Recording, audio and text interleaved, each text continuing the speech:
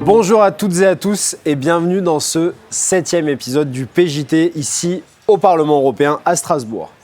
Nous sommes un an après les élections européennes de 2024 et il est temps de dresser, puisque c'est en partie le débat de cette semaine, un premier bilan, sans filtre, vous le verrez, de l'Europe d'Ursula von der Leyen et de sa commission depuis un an. En 2019, lors de son premier mandat, elle était portée par une coalition pro-européenne autour d'un agenda qu'on pouvait définir comme un agenda de progrès. Progrès écologique, progrès social, renforcement de la souveraineté européenne, réglementation du numérique.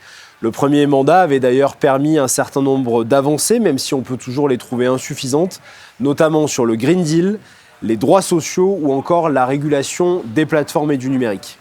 Mais aujourd'hui et depuis un an, les lignes ont bougé. La dynamique s'est inversée, détricotage du Green Deal, pacte omnibus qui affaiblit le devoir de vigilance, c'est-à-dire l'obligation pour les multinationales de protéger, même à l'étranger, la planète et les travailleurs, ralentissement des protections numériques, incapacité à mettre en œuvre les règles, notamment du DSA et du DMA, pour garantir les profits des géants de la tech.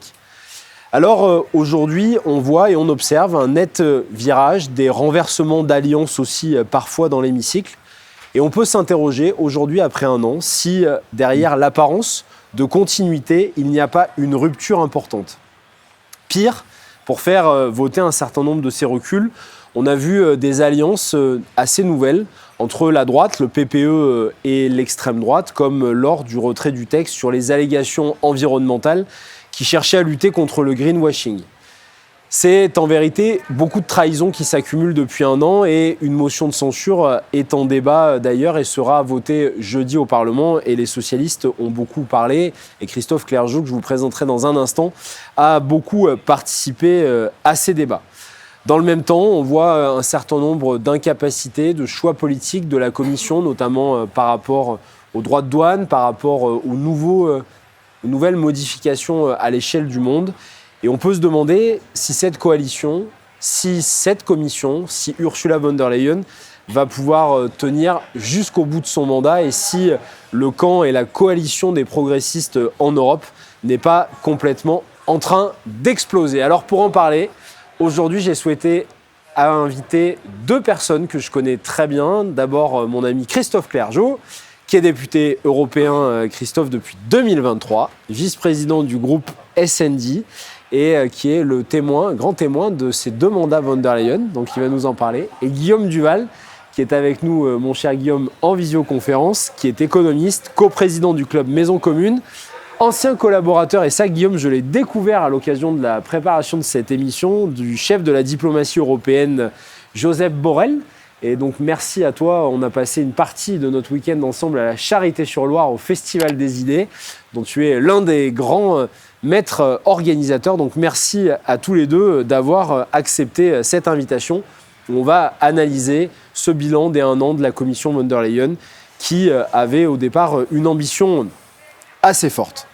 Alors Christophe, pour commencer, on voit que sur plusieurs dossiers, il y avait eu des avancées concrètes qui avaient vu le jour, notamment sous la mandature précédente. Le Green Deal qui avait permis de structurer beaucoup de textes cruciaux sur le climat, sur l'énergie, le mécanisme d'ajustement aux frontières qui avait été lancé, ça avait été un signal assez fort sur la mondialisation, mais aussi le Digital Services Act, le Digital Market Act, des enjeux sur la transparence. On avait même parlé à un moment d'un virage social-écologique de la Commission européenne. Tu es le spécialiste et maintenant, depuis quelque temps, au Parti socialiste, depuis une semaine maintenant, le monsieur écologie du parti. Comment est-ce que tu vois un peu tout ça ? Est-ce que finalement, toutes ces avancées, on est en train de vivre des reculs ? Bonjour Pierre, d'abord merci pour l'invitation. Quand on est confronté à des moments politiques difficiles où la droite et l'extrême droite s'allient pour effectivement orchestrer des reculs du Green Deal, on peut avoir l'impression qu'on est en train de perdre l'essentiel. Mais il faut quand même prendre un petit peu de recul. Et pour moi, le recul, c'est tout simplement la prise de conscience des citoyens en Europe de l'ampleur du changement climatique et des conséquences sur leur vie quotidienne.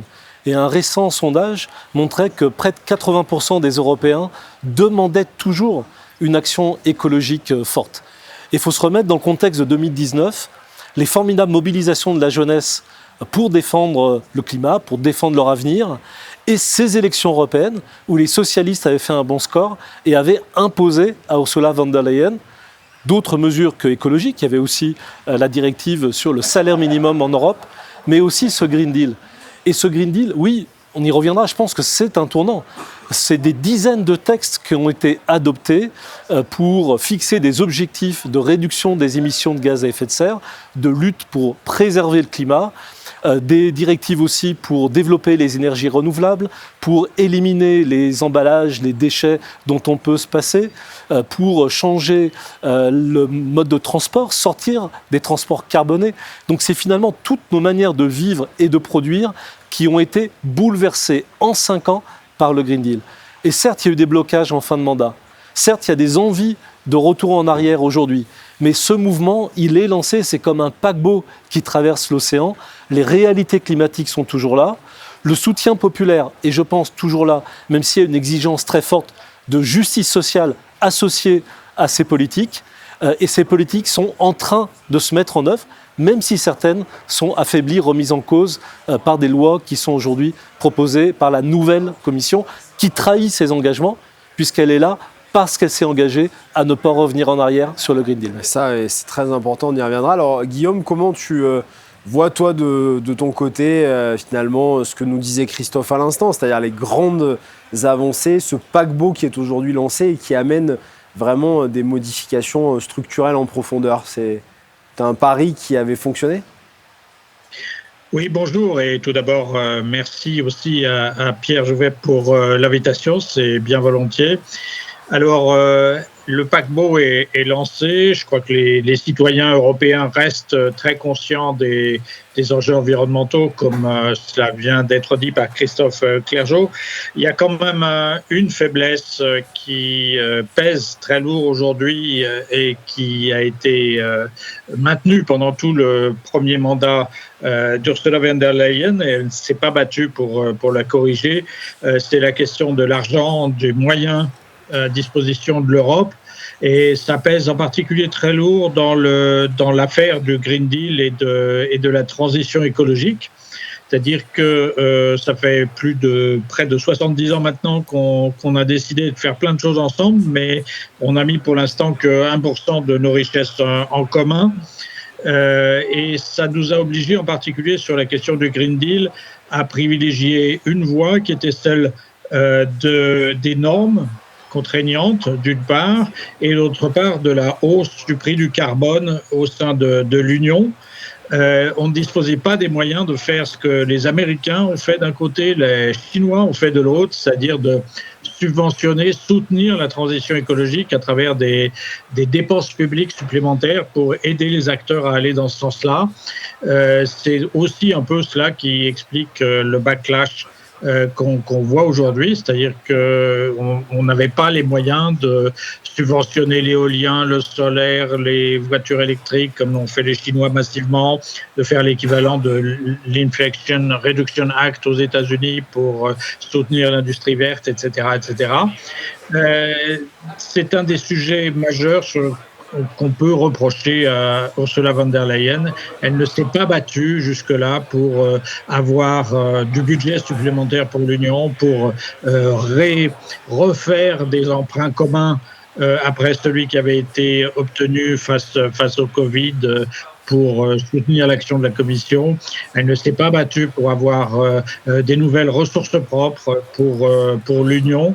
Et c'est ça aussi qui manque aujourd'hui et qui rend difficile cette transition en Europe, plus évidemment l'action des lobbies industriels, agro-industriels, plus l'action évidemment de l'extrême droite qui s'oppose de toute façon à toutes les transitions. Ce qu'il faut bien comprendre pour les Européens, c'est qu'il ne s'agit pas simplement du climat, de l'avenir de la planète, etc. Si on n'est pas capable, de nous passer très rapidement des énergies fossiles, ça veut dire qu'on ne pourra pas maintenir notre modèle social notre modèle écologique européen, parce que on est le continent qui a le plus anciennement industrialisé au monde, et pour cette raison, on est celui qui a le moins de ressources fossiles, de ressources minérales sur son territoire. Si on ne va pas à toute vitesse vers la décarbonisation de nos économies et vers l'économie circulaire, il faudra donner beaucoup plus d'argent à l'extérieur de l'Europe, et on ne pourra pas maintenir notre niveau de vie, notre modèle social et notre modèle écologique et démocratique. Tu penses toi aussi, Christophe, que c'est finalement, il y avait l'ambition qui était politique, qui était portée, qui a permis de faire avancer des choses, mais que le manque principal, c'est ce que décrit notamment justement Guillaume à l'instant, c'est-à-dire l'incapacité de flécher suffisamment d'argent, de mise en œuvre collective pour financer cette transition écologique ?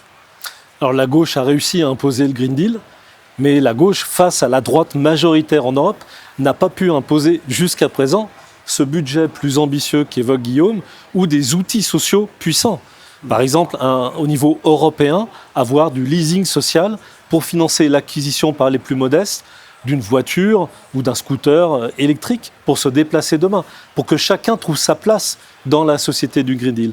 Donc cet enjeu de justice sociale et cet enjeu d'investissement, il est considérable. Et par exemple, investissement dans les réseaux électriques qui sont indispensables pour accompagner la montée en puissance du renouvelable. Mais la montée en puissance du renouvelable, elle a lieu. Si la France est en retard sur sa trajectoire, puisque la France a juste atteint 23% de renouvelables en 2025, ce qu'elle devait faire en 2020, l'Europe, elle est en avance sur ses objectifs de renouvelables, et des pays entiers comme le Portugal sont parfois à du 100% renouvelable. Donc les choses changent parfois en Europe plus vite qu'en France. Et sur la dépendance extérieure, c'est une évidence, les énergies renouvelables sont les énergies de la liberté. La guerre en Ukraine a finalement relancé ce débat. Si on recule sur certains points, la conquête de l'autonomie, de la souveraineté énergétique de l'Europe, on progresse, mais c'est encore 1 milliard par jour que l'Europe verse à des pays étrangers comme la Russie, des États arabes ou les États-Unis pour se fournir en énergie. 1 milliard par semaine pour la France, 1 milliard par jour pour l'Union européenne. Et donc il faut continuer. Et pour poursuivre dans le sens de Guillaume Duval, cette autonomie énergétique, elle doit aussi se traduire par des filières industrielles pour l'éolien en mer, mais aussi reconquérir une part de marché sur le photovoltaïque. Si on veut une adhésion durable des peuples à la transition écologique, il faut améliorer leur bien-être, leur vie quotidienne, leur donner le pouvoir d'achat qui leur permette de vivre bien dans ce monde nouveau, mais aussi créer les emplois en Europe qui vont avec les industries vertes. Et là, on est encore loin du compte. On peut faire la liste en France des industries qui ont fermé. Systovi, dans ma région, producteurs de panneaux photovoltaïques, déjà des producteurs de batteries qui sont en train de renoncer à leurs investissements ou à leurs projets. Donc oui, écologie, investissement, pouvoir d'achat et politique industrielle, c'est les 4 ensemble qui font une politique de gauche. Et on a encore une sacrée bataille à mener pour réussir à faire triompher cet agenda progressiste. Oui, parce que justement, il y a, dans ce que vous dites et l'un et l'autre, il y a des enjeux majeurs qui en fait nous amènent aujourd'hui sur la difficulté politique dans laquelle on est. C'est-à-dire que, à la fois, la commission von der Leyen, mandat 2019-2024, grâce à la gauche, a pu pousser un agenda qui a été un agenda progressiste, le Green Deal, etc. Mais en fait, finalement, c'est ce que vous dites tous les deux. On n'est pas allé au bout du schéma. Ce qui fait qu'aujourd'hui, on se retrouve dans cette forme de backlash qui est absolument terrible. C'est que on a fait des pas sur la transition écologique, mais on n'a pas financé en totalité la transition écologique, mais on n'est pas allé jusqu'au bout du changement de modèle. Et donc, tout ça se confronte finalement aujourd'hui à une opinion publique qui dit, je vais vous la faire courte et je vais vous faire réagir là-dessus, l'écologie c'est bien, mais ça commence à nous gonfler.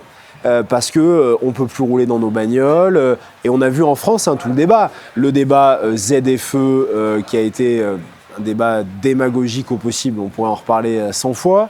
Le débat la semaine dernière au Parlement national en France sur la question des énergies et des énergies renouvelables, où on voit la droite et l'extrême droite monter contre l'éolien, etc. Et finalement, cette espèce de retour en arrière où la droite et l'extrême droite, maintenant, alors ici au Parlement européen, nous expliquent que l'écologie, ça commence à bien faire, que ça coûte trop cher, que les gens ne s'y retrouvent plus. Et donc, comment est-ce qu'on regagne cette bataille politique et cette bataille culturelle sans se faire enfoncer ? Alors le débat n'est pas nouveau. Hein. Sarkozy avait commencé par l'environnement, ça suffit. Macron, il y a 1 an, avait proposé une pause réglementaire. Et l'extrême droite, depuis des années, mène une bataille culturelle climato-sceptique.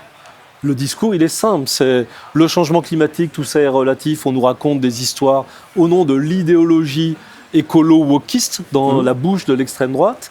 Et d'autre part, finalement, le changement climatique, il est déjà acquis, donc pourquoi se fatiguer à le limiter ? Il faut protéger les gens dans l'adaptation au changement climatique.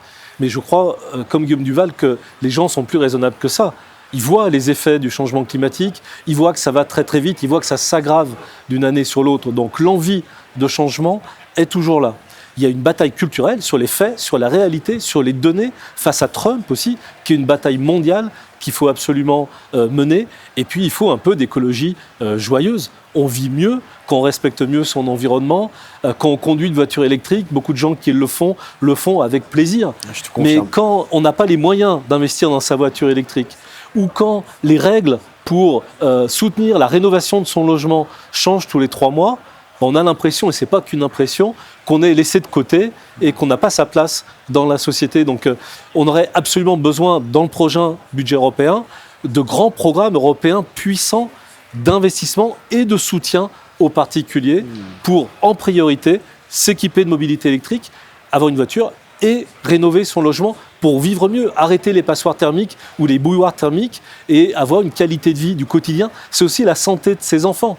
Une étude récente qui montre que la perturbation du développement des enfants de 8 ans, le changement climatique est un des 4 premiers facteurs explicatifs. Donc l'impact du climat sur la santé humaine, c'est là déjà maintenant et il faut parler de ces dimensions concrètes plutôt que de parler simplement en grands chiffres globaux. Guillaume, comment tu... Simplement, oui, je crois que la droite et l'extrême droite font une erreur en cherchant à copier Trump sur ce sujet-là. Et je pense que c'est un des sujets principaux sur lesquels on peut les battre aujourd'hui, pour la raison que j'expliquais tout à l'heure. C'est-à-dire que les États-Unis sont un pays neuf, très vaste, qui a eu un développement industriel important, mais quand même après l'Europe. Ils ont encore beaucoup de matières premières sur leur territoire, ils ont encore beaucoup d'énergie fossile sur leur territoire. Ce qu'ils font est complètement stupide du point de vue du climat, de l'avenir de la planète, de l'environnement, etc. Mais c'est vrai qu'ils peuvent se le permettre de leur point de vue strictement interne. Ça leur crée aussi des emplois, de développer à nouveau le charbon, le gaz, le pétrole, etc. etc. Donc d'une certaine façon, ça peut passer en interne.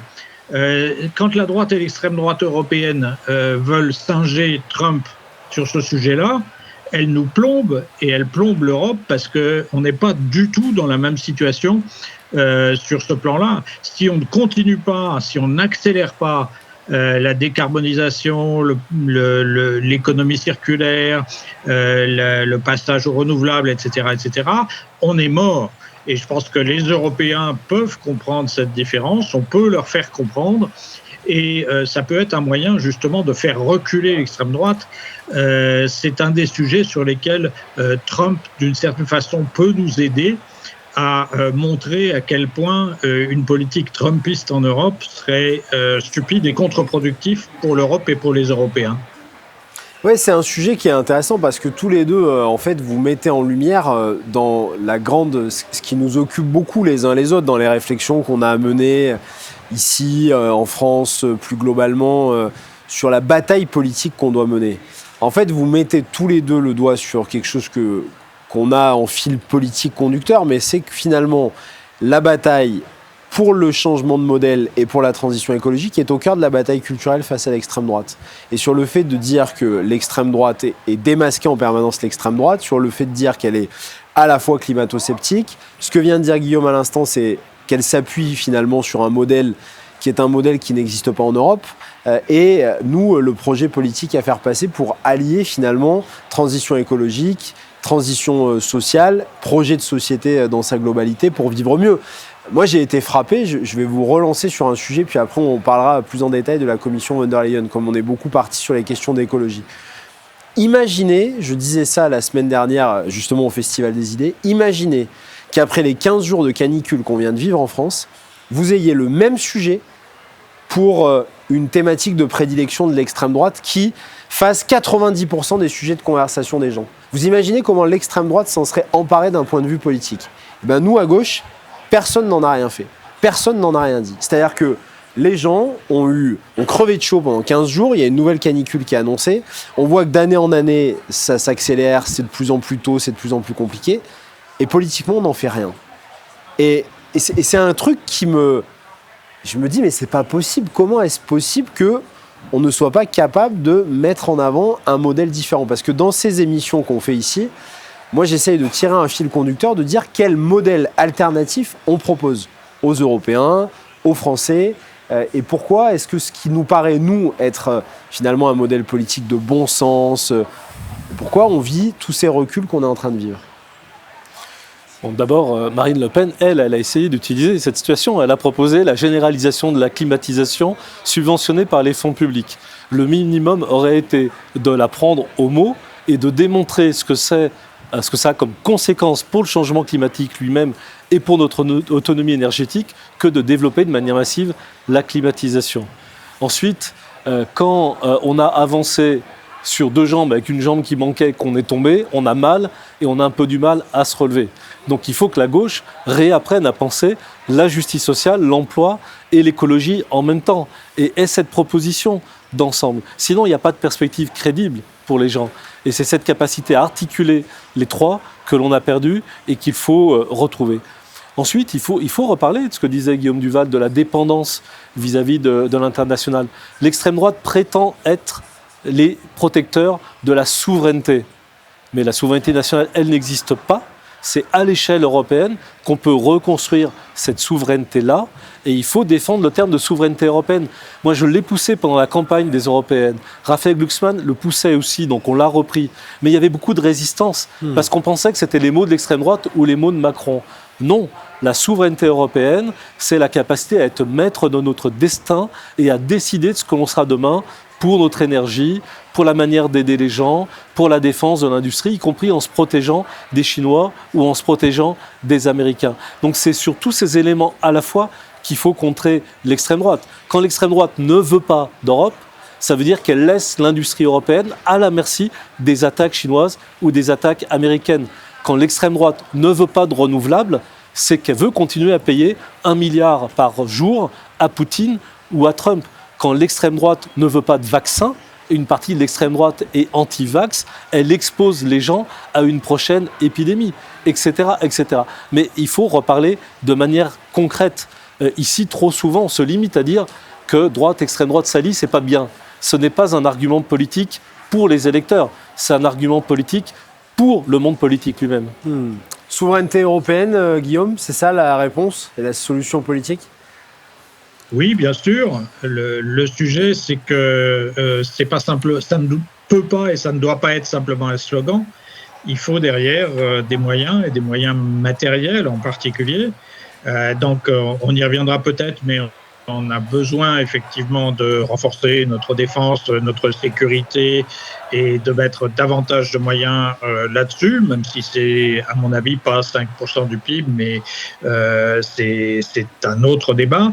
Mais on a aussi besoin de moyens pour faire tout ce qu'on vient de dire, pour enclencher une dynamique plus vertueuse au niveau de la transition écologique, une dynamique plus vertueuse au niveau de la réindustrialisation, notamment autour de ces sujets-là. Et c'est là qu'on revient sur la question du fric, du budget européen, des emprunts européens, et le fait que la droite et l'extrême droite refusent de donner des moyens supplémentaires à l'Europe, c'est en fait ça qui nous coule. Et on doit évidemment mettre en avant le discours européen sur la souveraineté, mais il ne deviendra une réalité que si on met les moyens derrière. Le rapport Draghi disait qu'il faut investir 800 milliards de plus chaque année en Europe. Alors, ce n'était pas uniquement de l'argent public, mais on n'investira pas 800 milliards d'euros de plus chaque année en Europe si on n'a pas au moins 200 ou 300 milliards d'euros d'euros d'argent public supplémentaire à investir en Europe pour enclencher cette dynamique de réindustrialisation, d'investissement, d'innovation, etc., qu'il appelait de ses voeux. La droite et l'extrême droite pallient ce manque, enfin prétendent pallier ce manque aujourd'hui en disant on n'a pas de sous, on ne va pas mettre de sous, mais on va déréguler, c'est comme ça que ça va aller mieux, qu'on va innover plus, etc. C'est une incompréhension totale de ce qui se passe. Les normes contraignantes en matière environnementale en particulier sont un des facteurs majeurs d'innovation. Si l'industrie allemande a été beaucoup plus avancée, beaucoup plus puissante que l'industrie française et européenne en général, c'est notamment parce qu'elle s'était dotée de normes très précises, très contraignantes très tôt. C'est ça qui fait avancer les choses sur le plan industriel.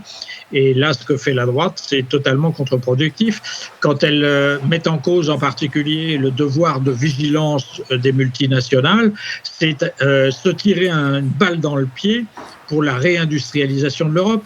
Le devoir de vigilance des multinationales, donc c'était obliger les entreprises qui veulent nous vendre des biens et des services en Europe à garantir que partout dans le monde, leurs sous-traitants respectent les droits humains fondamentaux, les droits sociaux fondamentaux, les normes environnementales fondamentales, etc., etc. C'était un moyen, c'est un moyen extrêmement puissant de faire en sorte que les normes sociales et environnementales dans le reste du monde se rapprochent des nôtres et qu'il y ait de moins cette concurrence déloyale qui a été à l'origine de la désindustrialisation européenne. En mettant en cause cette directive, ces normes qui avaient été adoptées dans le mandat précédent, la droite et l'extrême droite tirent une balle dans le pied de l'industrie européenne parce qu'il ne lui reste plus comme moyen de lutter contre cette concurrence déloyale que de s'engager à son tour dans la spirale du moins-disant social et environnemental, ce qui est le meilleur moyen de renforcer encore l'extrême droite, la désespérance dans tous les pays d'Europe. Donc oui, il faut mettre en avant ce discours de souveraineté, mais ça va forcément avec des moyens supplémentaires pour les budgets européens et avec des normes supplémentaires sur les entreprises, notamment pour aider à imposer à l'extérieur de l'Europe des avancées sociales et environnementales. Oui, mais alors là, on revient au cœur de ce qui fait finalement le bilan de cette dernière année de la commission von der Leyen. Tout ce qu'on pointe depuis le départ. Moi, je suis arrivé ici au Parlement européen, on m'a fait vraiment l'explication du rapport Draghi, c'est formidable, on est tous allés l'écouter, tout était génial. Moi, en bon élève, j'ai lu le rapport Draghi, on en partage les grandes orientations, etc. Bon, tout ça était parfait.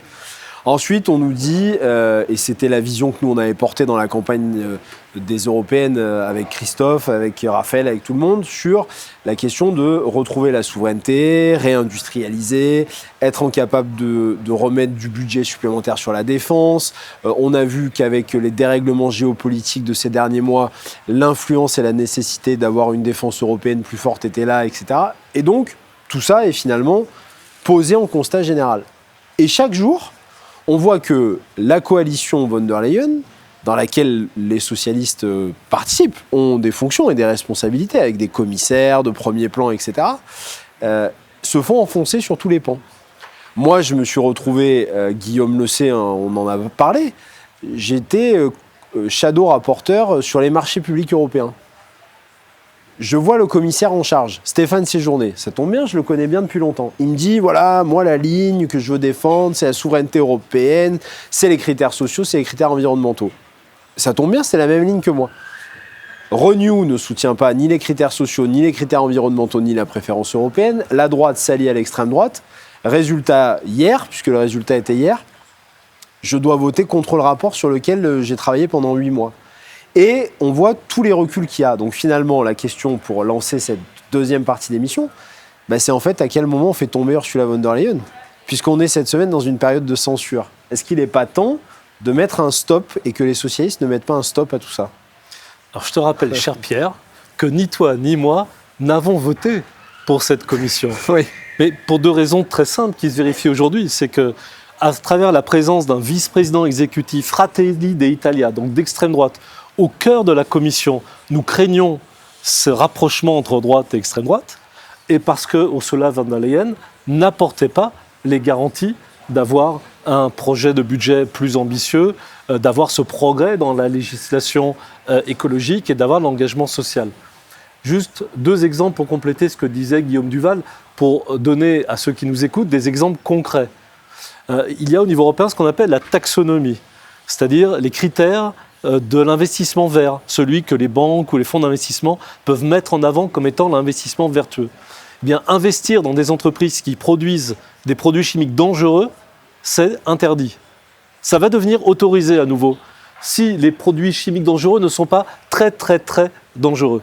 Et toujours pour rester sur les produits chimiques, aujourd'hui est publié un omnibus, un de plus, sur les produits chimiques. Eh bien, on va renoncer à rendre plus explicites les étiquettes et les emballages des produits dangereux, notamment ceux de petit format que les gens utilisent chez eux.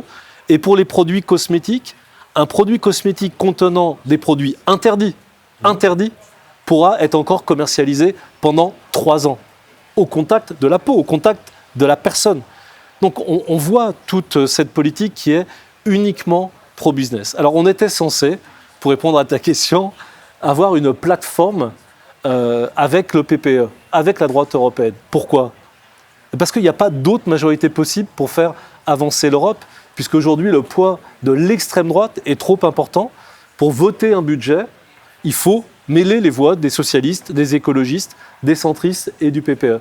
Et ça fait 1 an que cette plateforme ne fonctionne pas, que le PPE drague l'extrême droite, que le PPE nous trahit, nous ment, prend des engagements qui ne sont jamais tenus, qu'on est pilonné par ces omnibus qui ne changent pas la direction globale du Green Deal, mais qui viennent détériorer et atteindre la santé et l'environnement des personnes dans toutes les politiques de l'Union, des reculs réels, et on nous demande de continuer à dire oui en permanence. Mais effectivement, on arrive au moment de vérité. Les moments de vérité, c'est le budget de l'Union, c'est le programme de travail de la Commission pour 2026. Donc nous, la délégation française, socialiste, place publique au Parlement, j'espère plus globalement le groupe socialiste, on va maintenant exiger des garanties concrètes que la Commission et le PPE reviennent en arrière sur des trahisons.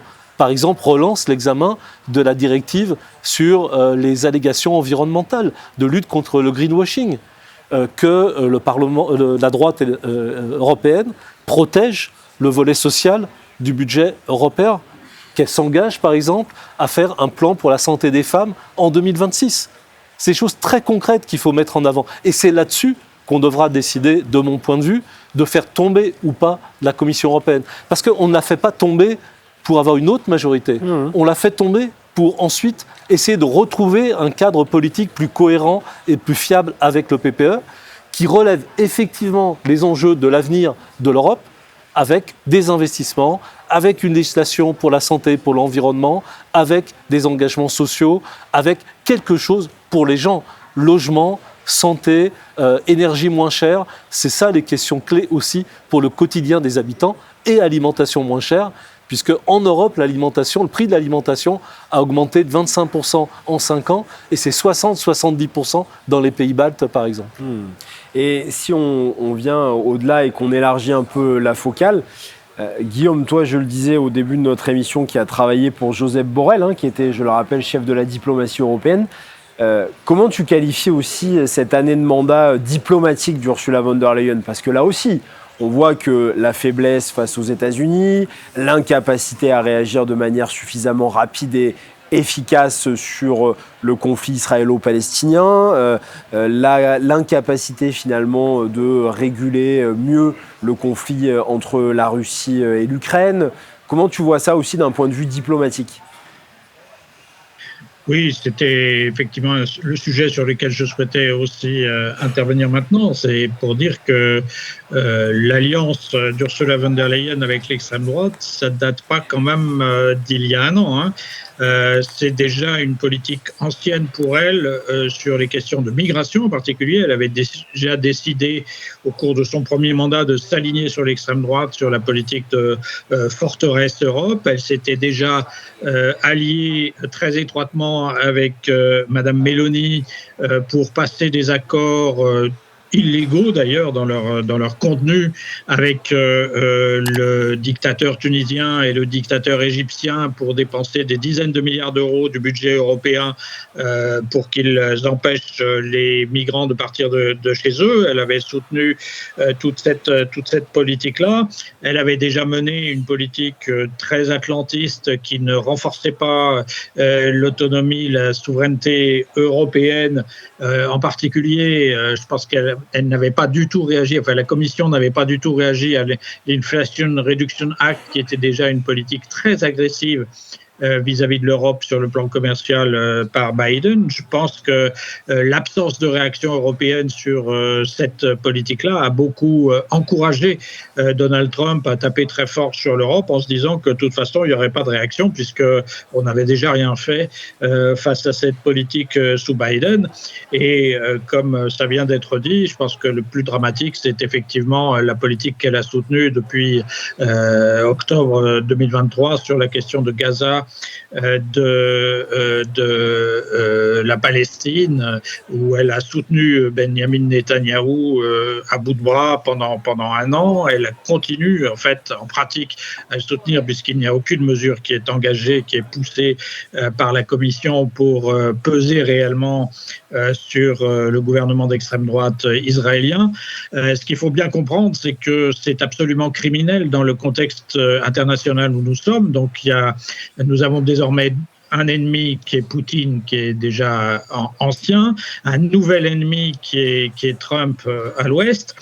Si on n'est pas capable de se rapprocher des pays du sud de l'Europe, du sud de la Méditerranée, de l'Afrique, du Moyen-Orient, etc., pour sortir de cet étau, on sera simplement écrabouillé. Donc si on continue à suivre la politique anti-migrants, xénophobe, poussée par l'extrême droite, mais aussi par Ursula von der Leyen sur les questions de migration, si on continue à soutenir à bout de bras Benjamin Netanyahou face aux Palestiniens et à ne rien faire pour changer la donne au Moyen-Orient, on est en train de perdre pied, de perdre nos atouts moraux aussi vis-à-vis de l'ensemble des pays du Sud, pas simplement des pays musulmans, vis-à-vis de Brésil, vis-à-vis de l'Afrique du Sud, etc., etc.